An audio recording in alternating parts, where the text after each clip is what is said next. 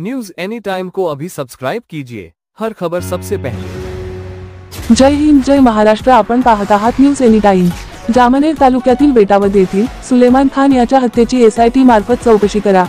प्रारंभिक आंतरराष्ट्रीय मानवाधिकार संघटन एवं महिला अपराध नियंत्रण शाखा मुक्ताईनगर तर्फे निवेदनद्वारे मागणी। मृतकाच्या घरी जाऊन संघटनेचे पदाधिकारी यांनी केले कुटुंबाचे सांत्वन। संघटनेचे सर्व पदाधिकारी यांनी बेटावद जाऊन मयताच्या कुटुंबाचे सांत्वन केले व संपूर्ण घटनेची माहिती घेतली।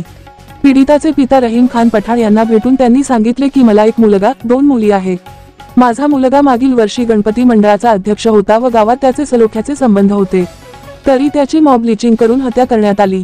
या संदर्भात सर्व संघटनेचे पदाधिकारी यांनी जामनेर पोलीस ठाण्यात जाऊन पोलीस निरीक्षक MM कासार यांच्याशी सविस्तर चर्चा केली। सर्व आरोपीवर संघटित गुन्हेगारी ऍक्ट मकोका कायदा अंतर्गत कारवाई करावी व पीडितांच्या कुटुंबाला लवकरात लवकर न्याय मिळवून देण्याची मागणी करण्यात आली। या संदर्भात मुक्ताईनगर तहसीलदार यांना सुद्धा निवेदन देण्यात आले। निवेदनात म्हटले आहे की मयताच्या कुटुंबाला 25 लाख रुपयाचे आर्थिक मदत देण्यात यावी, तसेच दोषींवर तत्काळ आणि कठोर कारवाई करावी, कारण काही समाजकंटक देशाच्या वातावरण बिघडण्याचे काम करत आहेत। भविष्यात असे प्रकार पुन्हा घडू नये यासाठी लवकरात लवकर कायदा करावा असे आंतरराष्ट्रीय मानव अधिकार एवं महिला अपराध नियंत्रण संघटन शाखातर्फे एकमुखी मागणी केली गेली आहे।